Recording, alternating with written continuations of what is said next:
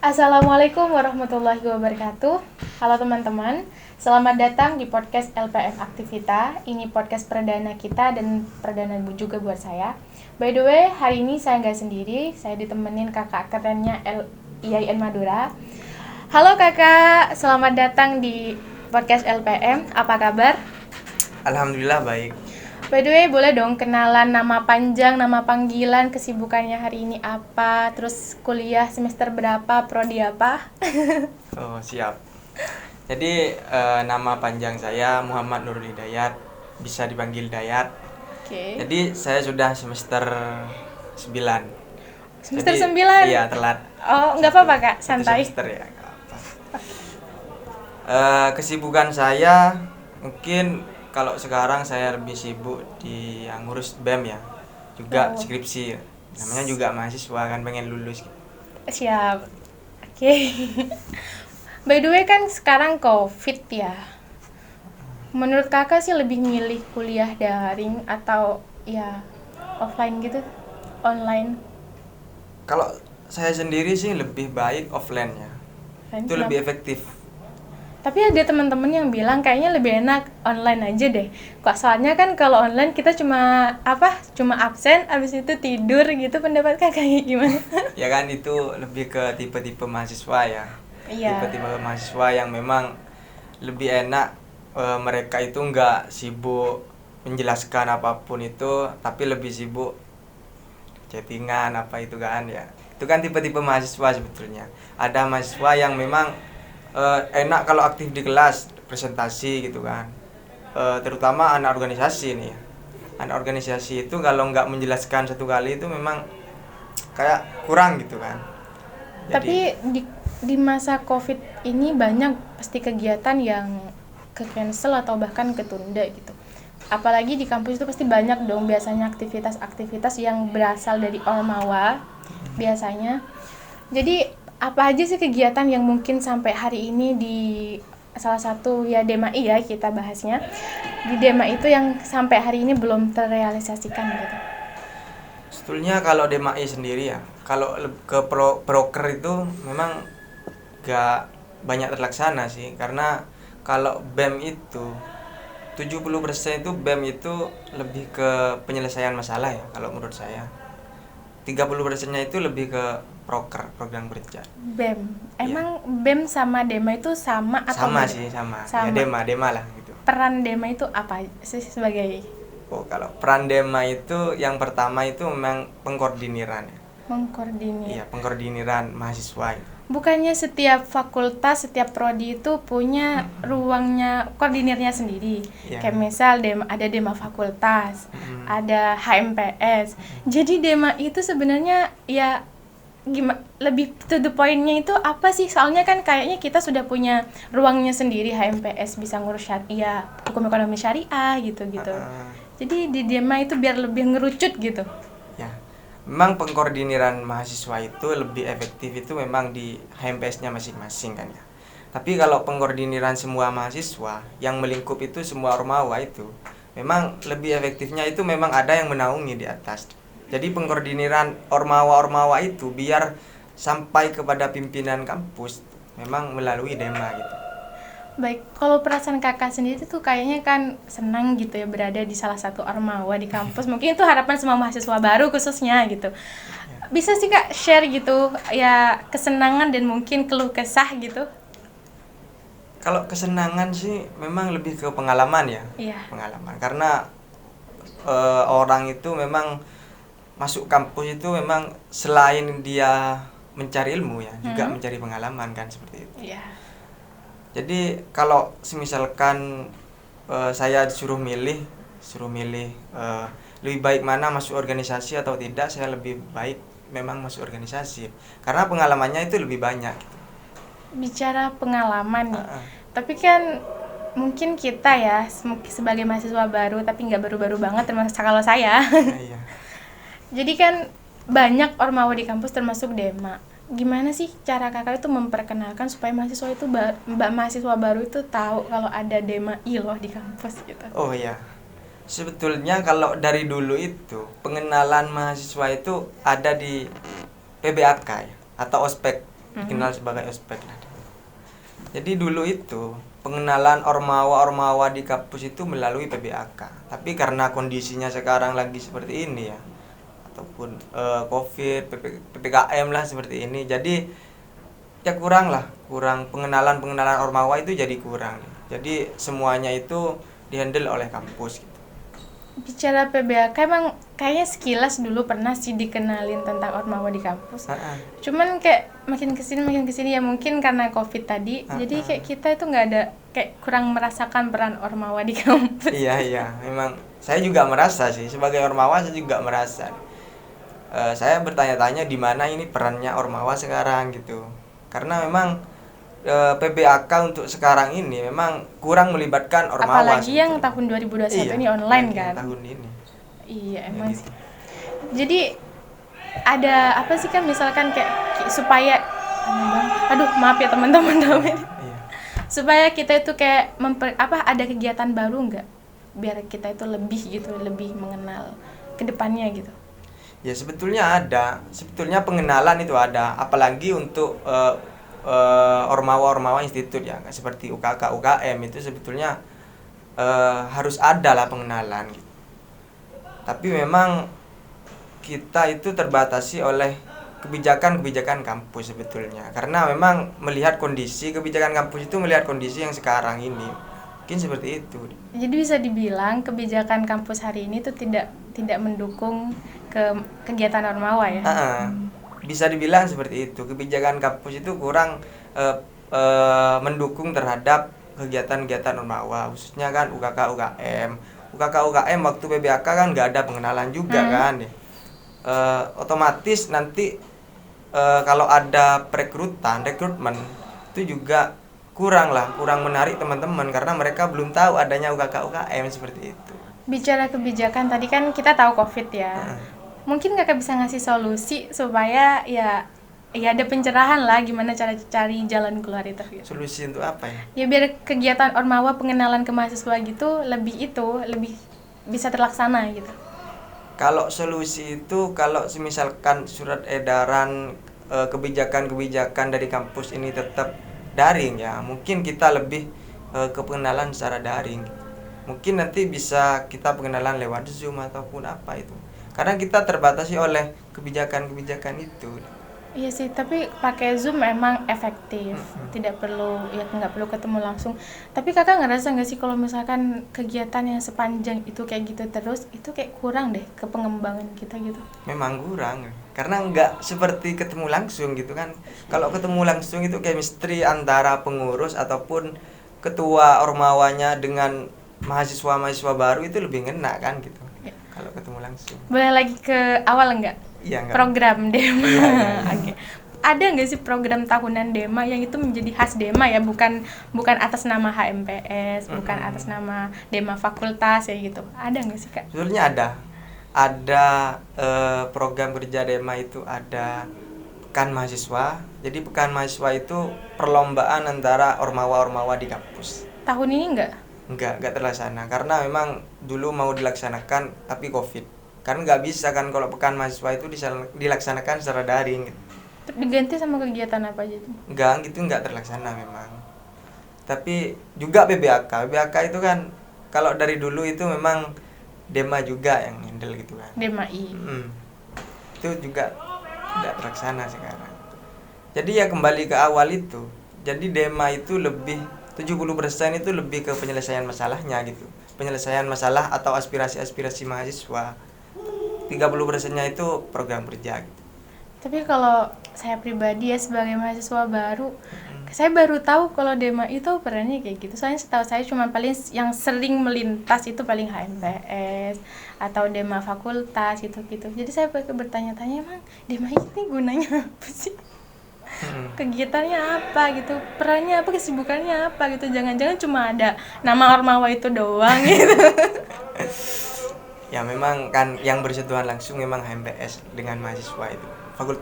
Di fakultas itu memang yang bersentuhan langsung itu memang HMPS kan. Jadi kalau Dema-I itu memang seperti ada di bawahnya Dema-I masih ada fakultas, ada HMPS, terus ke mahasiswa. Jadi masih loncat dua lah untuk ke DMAI gitu, mahasiswa tahu ke DMAI. Jadi lebih tahu ke HMPS-nya pasti gitu.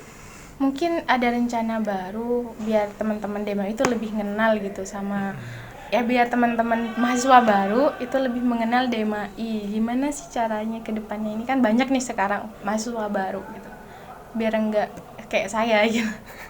Ya, kalau kepengenalan itu memang lebih efektifnya itu memang luring ya. Kalau daring itu yang mau membujuk mahasiswa itu ikut ke acara-acara daring itu sulit sekarang. Iya. Kalau enggak pakai instruksi. Kalau instruksi itu bisa mungkin. Itu jadi solusi. Instruksi untuk mahasiswa baru mengikuti pengenalan secara daring itu mungkin bisa gitu. Tapi kalau masalah efektif enggaknya itu tetap kurang efektif kalau daring. Mungkin ada permintaan gitu nggak sih sama ya fakultas sama IAIN biar ada kebijakan yang biar ormawa itu jalan gitu, biar mahasiswa itu mahasiswa baru khususnya yang nggak tersesat, bukan tersesat sih, cuman ya biar lebih ngerasa gitu ada di IAIN gitu. Iya. Kalau permintaan sih memang permintaannya itu banyak sebetulnya. Banyak. Karena kebijakan kampus yang memang kegiatan-kegiatan kemahasiswaan yang dibatasi atau nggak boleh dilaksanakan di kampus itu memang kalau permintaan saya itu hal seperti itu mungkinlah lebih dikurangi lah ya. Misalkan memang dibatasi di kapasitas ruangannya gitu. Bisa lah dilaksanakan secara luring tapi dibatasi lah mahasiswa berapa itu kapasitasnya, berapa orang gitu kan. Setidaknya mereka pengenalannya itu bisa lebih bagus lah, lebih baik daripada pengenalan di layar HP ataupun layar apa gitu kan, kurang efektif.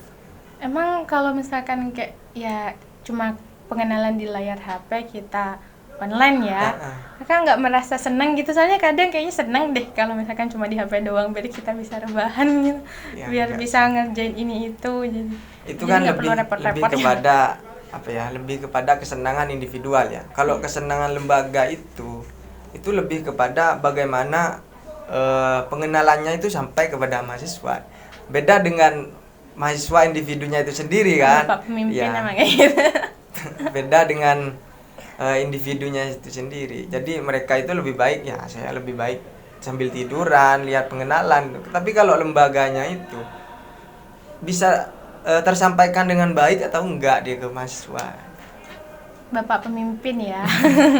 Gimana perasaannya gitu jadi salah satu, kayaknya itu harapan deh buat saya juga, saya mau kok jadi salah satu ya mahasiswa yang dikenal banyak teman-teman sebagai ya ada di DMAI, ada di Presma gitu. Tapi Presma itu cowok ya, emang nggak bisa cewek? Bisa.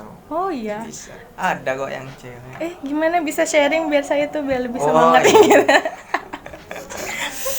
Jadi kalau DEMA itu memang SEMA itu kalau di kampus itu termasuk organisasi yang politis ya.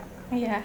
Jadi keinginan dari mahasiswa itu memang banyak yang mau jadi seperti ini, ketua ini. Jadi tapi itu kan lembaga ataupun organisasi yang politis. Banyak rintangannya gitulah. Tapi emang sepolitis itu nggak sih? Ya kalau DEMA, SEMA, institut itu memang sepolitik itu. Yang saya lihat itu memang sepolitik itu. Tapi politik positif atau enggak gitu? Politik positif sebetulnya. Soalnya kayak kalau politik positif, kalau kan politik itu sebenarnya kalau kita udah ngedengar secara ya sekilas itu kayak negatif loh Kak. Iya pasti. Gimana caranya supaya itu kayak anggapan-anggapan itu terminimalisir gitu? Itu dari mindset sebetulnya.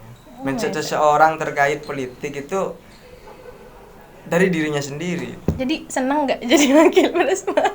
Kalau dibilang seneng sih lebih ke pengalamannya ya. Iya. Lebih ke pengalamannya. Kalau ada nggak senengnya juga, karena memang kita melakukan hal apapun itu memang dilihat oleh mahasiswa. Itu memang kalau nggak sepemikiran atau nggak sama dengan keinginan mahasiswa, itu memang kita banyak kritikan. Tapi itu wajar kan.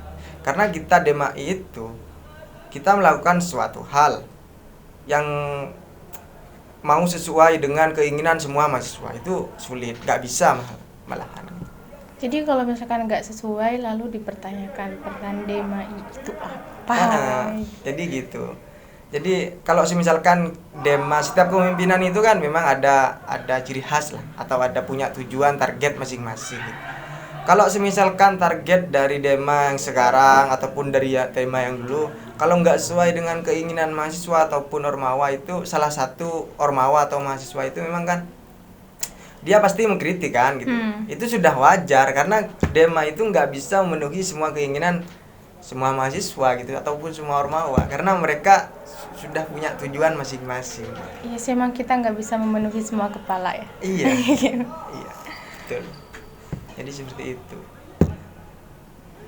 Jadi kalau sejauh ini untuk tahun ini udah ada rencana nggak Kak buat kegiatan? Kan sekarang udah mulai ada yang tatap muka gitu loh.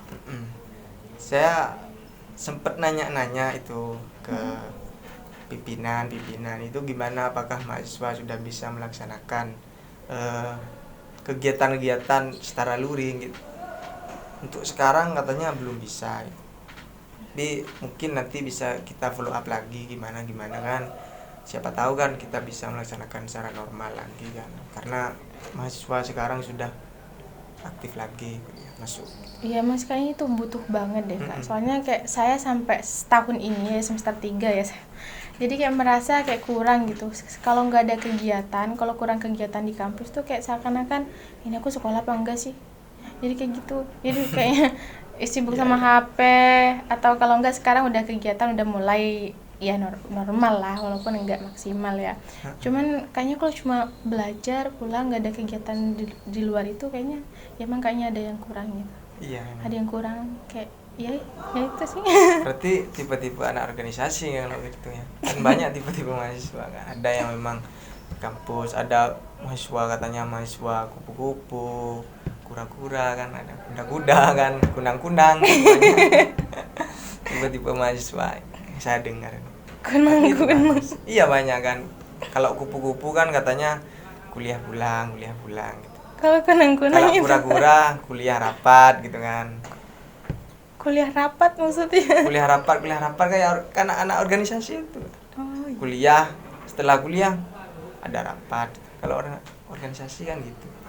Kuda-kuda kuliah sambil dagang kan ada. Biasanya anak-anak Febin sambil dagang. Anak Febi datang merapat. Terus ada kunang-kunang nih, kuliah nangkring kan. Ada kuliah yang setelah selesai mata kuliahnya dia keluar kantin nongkrong gitu. Itu banyak tipe-tipe mahasiswa. Jadi kalau misalkan kita sebagai anak organisasi ya ataupun ketua-ketua ormawa itu yang mau memenuhi kebutuhan ataupun keinginan mahasiswa itu memang sulit karena tipe-tipe mahasiswa di kampus itu banyak gitu. Iya, benar. Iya. Antropologi kampus di kampus itu ya seperti itu memang. Tapi kalau secara individu ya, berada di ada di jabatan ormawa itu seneng nggak gitu? Terus ya gitu. Ya, kalau berbicara senengnya itu apa sih ya yang disenengi kalau selain pengalamannya itu? Lebih ke pengembangan ya. Iya, lebih ke pengalaman gitu. Kalau misalkan kita sebagai ormawa kampus, anggaplah ormawa tertinggi di kampus, dia bukan orang kaya, bukan orang sukses kok gitu kan. Jadi dia nggak menjamin kan, jadi jabatan bener. itu nggak menjamin kesuksesan dari seorang Lagi ya itu, kan. sukses setiap orang itu kan beda-beda Iya. Kak. Gitu. Jadi keluar dari kampus itu belum tentu yang jadi ketua-ketua ormawa itu bisa sukses langsung kan. Tapi kalau secara pribadi ya, perbedaan sebelum dan sesudah berada di salah satu ormawa itu apa? Ke mindsetnya, mentalnya gitu. Kalau dulu kenapa, kalau sekarang kenapa gitu. Kalau menurut saya itu dari yang pertama kali saya ikut organisasi itu ya. Jadi lebih ke sharing ini ya kan. Kayaknya udah mulai kemana-mana. Iya. Biar bagi-bagi pengalaman juga kan. Oke. Jadi kalau awal itu saya ikut organisasi itu memang ada perubahan yang signifikan. Banyak gitulah perubahan dari diri saya. Yang awalnya kita itu cuma belajar di kelas. Bahkan yang mau menyampaikan penjelasan ataupun unek-unek di kelas pertanyaan itu kan kita masih ragu-ragu kan, malu kan. Kalau sudah masuk di organisasi itu kayaknya kita itu mindset ataupun dorongan dari dalam diri kita itu keluar. semua. Jadi saya anak organisasi, saya harus bisa bertanya gitu. Di dalam Apakah semua gitu supaya mental itu kebangun, apa perlu emang masuk organisasi gitu? Bukannya itu kembali ke pribadinya masing-masing? Bukan perlu ya, kalau perlu itu mah lebih kepada wajib kan, Iya. lebih kepada. Tapi lebih baik, sangat lebih baik jika kita masuk organisasi. Itu Tapi merubah mental. nggak menutup kemungkinan sekalipun bukan anak organisasi bisa gitu. Bisa sebetulnya, bisa. Tapi kan kalau misalkan kita kurang dalam penyampaian, kan lebih baik kan ikut organisasi gitu. Kalau sudah bisa ya nggak apa-apa, ikut nggak ikut ya terserah. Tapi kan pengalaman organisasi itu yang akan dibawa ke masyarakat nanti. Boleh keluar dari tema nggak sih nanya? Ya nggak apa-apa. Tahap-tahapan agar ada di salah satu Ormawa gitu. Prosesnya apa aja gitu. Tahapan. Iya. Soalnya kayaknya, mohon maaf nih ya, kayaknya kadang ada yang negatif kayak biar ada pakai orang dalam gitu. Udah masuk ke orang dalam ini. Jadi kalau tahapan-tahapan sih kalau menurut saya lebih ke yang pertama itu ke individunya. Jadi mahasiswa ataupun yang sudah ada di Ormawa itu melihat teman-teman mahasiswa yang layak ikut organisasi itu atau masuk ke organisasi itu memang dilihat dari pribadinya masing-masing mahasiswa gitu. By the way, kembali lagi ke awal masa-masa COVID ya Kak. Gimana sih teman-teman DMAI itu menyikapi aspirasi teman-teman mahasiswa dan agar agar kebijakan kampus apalagi kebijakan kampus hari ini itu bisa dibilang itu tidak sesuai dengan keinginan teman-teman mahasiswa gitu. Jadi kalau menyikapi aspirasi mahasiswa ya, karena aspirasi mahasiswa itu memang sudah tanggung jawab dari DMAI itu sendiri. Jadi karena teman-teman itu ada di rumahnya masing-masing, jadi aspirasinya itu sulit tertampung gitu. Jadi teman-teman itu keluhannya itu cuma keluhan ya tidak disampaikan, itu banyak yang tidak tersampaikan. Jadi karena teman-teman di rumahnya masing-masing, sibuk di rumahnya masing-masing. Coba kan kalau misalkan offline kan, kita ambil contoh offline-nya saja. Kalau berbicara bagaimana DMAI ini menyikapi aspirasi mahasiswa. Jadi kalau offline misalkan ada salah satu aspirasi, jadi ketidaksesuaian apa gitu kan, misalkan kegiatan tadi. Jadi kita itu karena di DMAI itu kan memang juga ada menteri-menterinya kan, ada menteri relasi organisasi, ada menteri advokasi juga nanti yang advokat. Jadi semuanya itu tertampung nanti oleh menteri advokasi. Jadi bisa disampaikan ke kampus kan, sampaikan kampus. Jadi ini keluhan dari teman-teman mahasiswa gitu kan. Jadi kalau kebijakan kampus itu pasti memang lebih mengedepankan ke birokrasinya, birokrasi betul. kampus. Iya. Jadi bagaimana sistem birokrasi itu tetap berjalan dengan baik. Tapi kalau DMAI itu karena memang itu memang salah satu perwakilan dari mahasiswa, itu memang harus pro terhadap mahasiswa gitu. Karena perwakilan dari mahasiswa, otomatis meskipun nanti kebijakan dari kampus itu tidak sesuai dengan apa yang diinginkan mahasiswa, teman-teman mahasiswa, otomatis DMAI itu harus berpihak kepada mahasiswa. Karena DMAI itu meskipun mahasiswa itu salah, karena itu perwakilan mahasiswa gitu kan. Tapi DMAI bukan berarti pas ya dimaksud pro di sini bukan berarti pas mendukung kesalahannya kan? Iya, bukan mendukung kesalahannya. Kalau memang salah, kita perbaiki, ayo perbaiki.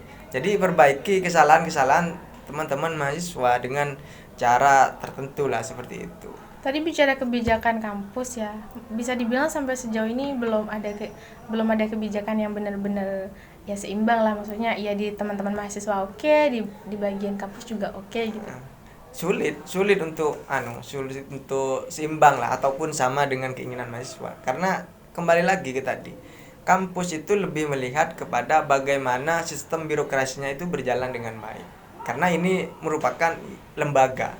Kampus itu kan merupakan lembaga. Jadi bagaimana sistemnya itu tertata dengan baik ataupun birokrasinya itu berjalan dengan baik.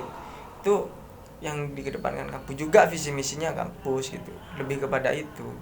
Tapi kalau mahasiswa memang keinginan mahasiswa itu kan beda-beda. Sulit untuk menyatukan semua keinginan mahasiswa gitu. Jadi dibentuklah organisasi di kampus seperti HMPS. Dia menyampaikan aspirasi. Kalau ke fakultas mungkin HMPS itu kan yang menyampaikan aspirasi ke fakultas lewat dema fakultasnya ataupun sema fakultasnya. Kalau semisalkan tetap seperti itu memang langsung ke institut kalau belum bisa. Bicara tadi tentang ya kampus itu lembaga gitu kan. Lembaga itu artinya organisasi ya ormawa kampus itu bukan sebuah tujuan dari IAIN gitu. Maksudnya ya dari kampus gitu. Itu sebetulnya harus mendukung visi misi kampus. Mahasiswa itu sebetulnya harus mendukung visi misi kampusnya. Tapi keinginan mahasiswa dalam mendukung visi dan misi kampus itu kan berbeda dengan lembaga otomatis gitu. Jadi kita itu punya tujuan yang sama, cuman dengan cara yang berbeda. Jadi sulit menyatukan antara lembaga dan juga kemahasiswaan. Betul, gitu kan ya. Jadi mungkin ada harapan-harapan sih gimana sih ke depannya biar ya teman-teman mahasiswa yang diinginkan juga tercapai, visi misi kampus juga ya berjalan dengan baik gitu. Pesan-pesan buat teman-teman mahasiswa baru khususnya. Jadi untuk teman-teman mahasiswa baru ya, mahasiswa baru. Kalau mahasiswa baru itu kalau menurut saya itu lebih fokus ya ke akademiknya dulu gitu. Karena memang tujuan pertama dari mahasiswa baru itu memang belajar kampus. Baru nanti setelah mereka sudah mengenal bagaimana itu kampusnya, baru mereka bisa fokus mau ikut organisasi atau tidak. Jadi jangan langsung sampai ke kampus masih semester 1 dia sudah ikut keluar gitu ya. Iya itu kan. Jadi kan belum tahu bagaimana arah geraknya teman-teman mahasiswa di kampus, bagaimana cara mendukung visi dan misi kampus kan seperti itu. Jadi untuk mahasiswa baru itu jangan terlalu ikut nimbrung di organisasi.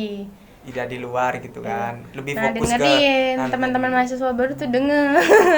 Jangan itu kita kuliah itu fokus dulu belajar gitu. Selebihnya mungkin ngalir ya, Kak. Ngalir itu bisa ngalir sendiri nanti. Jadi bisa tahu dari temennya ataupun bisa melihat sendirilah bagaimana organisasi-organisasi di kampus. Reminder lagi nih mungkin buat kita sebagai closing juga. Tadi peran DMAI gitu. Gimana? Ya. Jadi peran DMAI itu lebih kepada pengkoordiniran ya, pengakomodiran. Jadi juga sebagai agen perubahan, agen sosial kontrol kan gitu kan mahasiswa. Karena dulu itu DMAI itu lahir memang sebagai agen perubahan kan, agen sosial kontrol. Jadi mengontrol kebijakan ataupun membuat perubahan. Karena kalau teman-teman mahasiswa itu tidak diakomodir atau tidak dikoordinir, mungkin itu nanti jalannya itu tidak terkomodir lah gitu. Jalannya itu berantakan gitu. Jadi kalau ada yang mengkoordinir, itu mungkin jalannya itu bisa terarah. Jadi kemana arah gerak kita gitu. Jadi merangkul semua ormawa-ormawa di bawahnya ya untuk ke DEMA. Khususnya aspirasinya gitu kan. Terima kasih ya Kakak. Kayaknya udah panjang lebar deh kita bahas. Terima kasih udah datang ke sini. Terima kasih penjelasannya. Semoga teman-teman ini bermanfaat ke depannya dan kebijakan kampus hari ini itu ya bisa lebih sesuai dan semoga segera kembali normal gitu ya. Jadi untuk teman-teman ya. Karena apabila ada perkataan saya tadi yang menyinggung ataupun memprovokasi, saya mohon maaf karena ini kan kita nggak niat menyinggung ya. Kita cuma niat sharing-sharing. Jadi untuk teman-teman mahasiswa, jadi setiap kepemimpinan itu kan memang punya ciri khas masing-masing. Jadi kita harus menghargai setiap perjuangan dari teman-teman mahasiswa yang sudah ada di tatanan kampus gitu kan. Meskipun itu memang sebuah kesalahan ataupun memang sebuah kejadian atau kecelakaan itu kita harus hargai itu karena setiap pemimpin itu pasti punya tujuan masing-masing gitu. Meskipun nggak sama dengan keinginan kita gitu.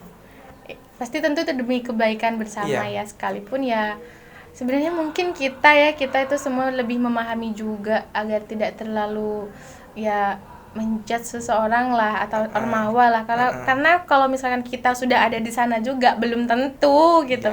Belum tentu kita baik juga. Oke, mungkin sampai di sini dulu bahasa kita, sampai ketemu di podcast selanjutnya ya Kak. Siap. Bagi teman-teman barangkali ada aspirasi dan pertanyaan yang belum terjawab, belum terwakili, bisa banget komentar di bawah ini, isi kolom komentar kita biar rame juga sih sebenarnya.